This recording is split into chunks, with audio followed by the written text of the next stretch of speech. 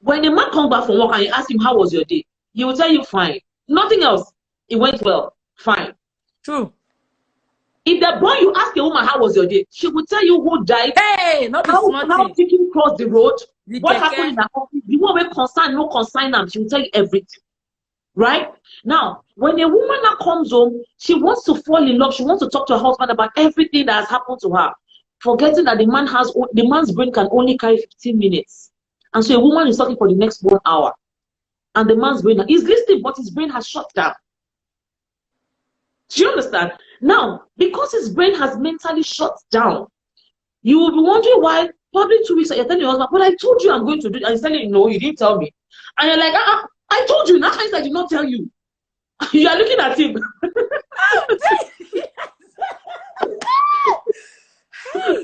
you know you told him. He was listening, he was looking at you, but mentally he's not there. Because he has only 15 minutes to listen. So the best time to talk to your spouse is early in the morning when their brain is still functioning. Not when they come back home to rest. Because the man's brain has been working from morning till night. And then he's coming home to relax that brain.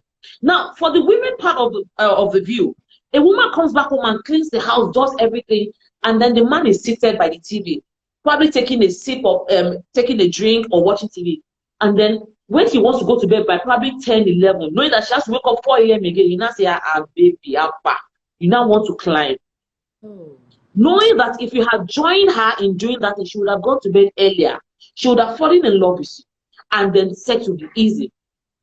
Stress becomes a problem when a woman has so much in her head. You are having sex with her, but she's thinking, hey, Jesus, I didn't bring her the soup for tomorrow. I didn't pack the children's bag.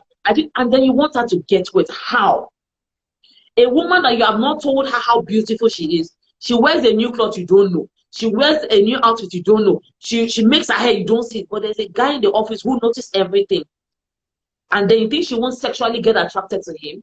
Or your husband won't sexually get attracted to her when they get compliments, right? So stress is the first thing. So all I'm going to advise is when you are leaving office or you are going back home or you are going anywhere, have it at the back of your mind, you are going to meet your spouse. You are not going to sleep. I am going home to meet my wife. I'm going home to meet my husband. Because that will help your brain still function. Knowing that you still have work to do at home. Right? Now let me go to see finish. See finish is a big problem. There are 3 levels to marriage. The first level is falling in love. This is when you date. You don't know anything about your spouse. So every time you meet, your wife is well packaged with makeup, hair done, nails painted, she's looking good, right? When you're meeting your guy, he's well dressed, handsome, nice haircut, he speaks good English, or maybe good words to you, and you're feeling cool. I'm meeting the love of my life. I can't wait to see him, But after marriage, it's no longer the same. Remember I said there are 3 levels to marriage. The first one is falling in love. When you cut, you can't do without yourself. The sex is crazy. From the door you are gathering yourself, you are holding, you are giving the blowjob and everything. Now, the second level of marriage is when you now have to, remember you have fallen in love. You have to stand up to walk in love. That's when you live together. Yes. You have to walk in love. That's when you live together. Now, walking in love now means that you get to see the awful part of your spouse you never saw before. The things you didn't know. Which means, for instance, you started farting. Which is your lifestyle. You were doing it before, but probably not in, when you were dating. There was no time for you to do it at that time. But that is you. Now you are home. Why would I run to the toilet to go and fart? Is it not my house? He go vex. He go even vex, go sleep for parlor. Is that bad though? You understand? And so that's the see finish thing, right? And so you see women tie wrapper. You see men wear boxers 3-4 days. They are not washing it. A man that if he comes to your house in the morning, before he comes back to see you in the night again, he has changed his boxers. But now you are married, he's not changing. 12 times a woman goes to bed, or a man goes to bed, they don't take a shower, and the next time they want to give you French kiss, they want to suck your tongue. Like how? How? What a wicked word. A man comes back and tells you, I'm tired. I can't breathe. He sits on in the parlor on the chair and sleeps off. And the next one, he's bringing his penny to say, give me blowjob. Man will just piss you, we never back. How? How is that possible? Right? But this same man before will do anything, will shave, will clean up because can happen. And so because of the see finish thing, you have seen your spouse's bum, you have seen them bathe, you have seen them eat, you have seen them naked. And so that shocking thing of, I need to look good, my husband is coming home, is no longer there. Now, we have women who have to clean the house, who have to take care of kids, who have to do this. I get it. As I'm telling you, I've been married 9 years. I have never had a house help. I have never had a nanny. Wow. Never. I am married with 2 children. Never. Nobody lives with us. Is that but just 4 of us? Right? But the truth about it is, my sex 9 years after is better than when we started. Because we have learned to prioritize things. Like I said, I am not the clean person. I got married a very lazy girl. I'm very lazy, right? But I'm married to a man who wants everywhere clean.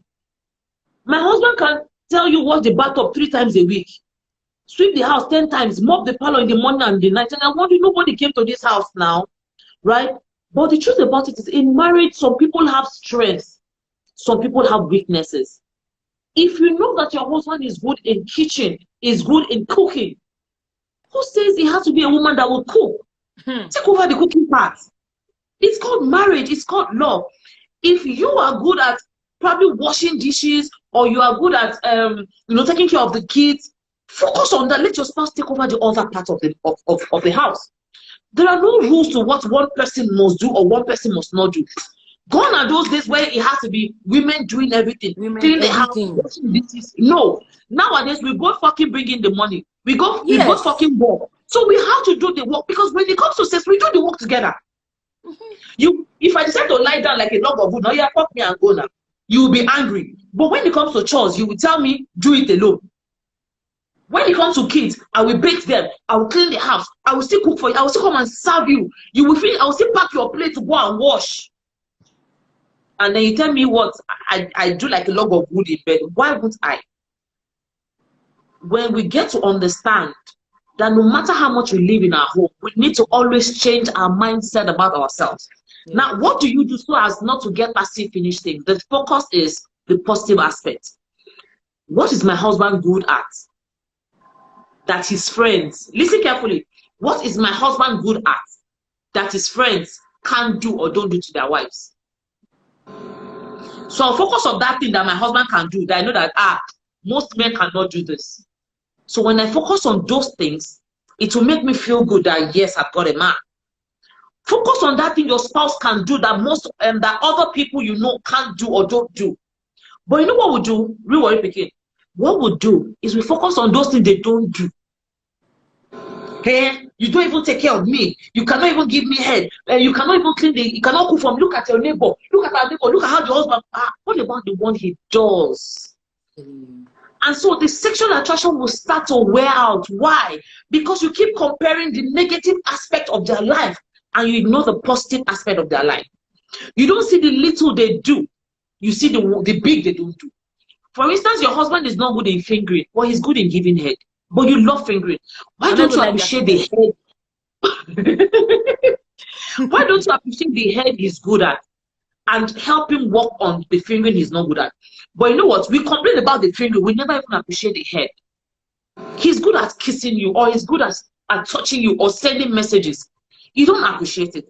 If I ask you now, women, dear women or dear man, when was the last time you sent your spouse a message saying thank you for being a wonderful person? Thank you for being a wonderful spouse. Because these are the things you used to do before you got married. These are the messages you used to say, oh, I miss you. Oh, I love you. But now you don't even see. Once a man pays house rent, pays school fees, gives you money for food, to him, that's love. Because that's how they've been trained. Provide for your family. Take care of your family. That's what men have been told to do. But a woman wants a man who will love, who will care for her, who will be romantic. Madam, wake up. These men were given car toys. They were given toys to destroy as a child. They were not girls that were given teddy bears to comb their hair and make them feel good. Women were trained to love and to touch and to take care from childhood. That's why we have lots of teddy bears. We comb their hair, we pack their hair, we wear them dresses. But boys, they destroy. They give them guns, they give them cars. So they want to know, why is this tire moving? Why is this car? So they destroy. So men are not that caring like that. So all you're going to do is help train your man into what you want. Because if you look at that thing he's not giving you, and you're not looking at the little he's got, you will not be attracted again. Remember, the reason why you dated in the first because of attraction, you were attracted to him for a reason. Probably his looks, his attitude, his caring attitude. There's a reason why you got attracted to him in the first place. And so those things will work out when you take your eyes off them. Now, this takes me to finance. A lot of people have... you said there are 3 levels of marriage: falling in love, working in love. What's the third one? And the third one is living in love. Living in love, okay. Living in love. Now, living in love comes into play when the kids grow. Because during when you walk in love, you have children. The kids will come. I was going to leave that kids, but let me just take over. The kids will come into the picture. Now, please note, once a woman gets pregnant, her emotions towards love for her husband divides into 2. Because there's another being in her. So she's caring for the other one. So she cannot give you 100% attention as she used to. Now, the moment the baby comes, the touch she gives to her husband goes to the child because she has to touch the child's cheeks, kiss the child, touch the child. So unconsciously, what happens to us in marriages? We pick up the gown of fatherhood and motherhood and we remove the gown of lovers in us. So we forget we used to be a lover. Can you say that again? So we pick up the gown of fatherhood and motherhood and we become a mother and father, and we take out the gown of lovers in us. Remember, we were wearing the gown of lovers when we fell in love, when we got married. We were living in love, but now the child has come. And so we are no longer lovers, we are now parents. And so when your husband picks his phone to call, the first thing he asks you is, babe, how's the baby? How's my son? He's not saying, babe, how are you? I've missed you. The first thing is, how's my son? How's the baby? Is he okay? Are you okay? They will not ask you, are you okay? After, is he okay? Do you understand? He comes back from work. He goes to his children first. He hugs them. Oh, but daddy's back, daddy's back. He buys them gifts, probably snacks and everything. And then he forgets he's supposed to buy his wife something. He will bring banana home. He will bring biscuits home. He will bring apple home. He will bring it.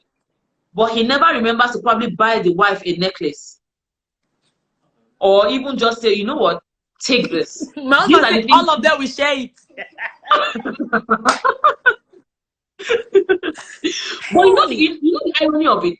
If he had given it to you to say, babe, take this, I bought it for you.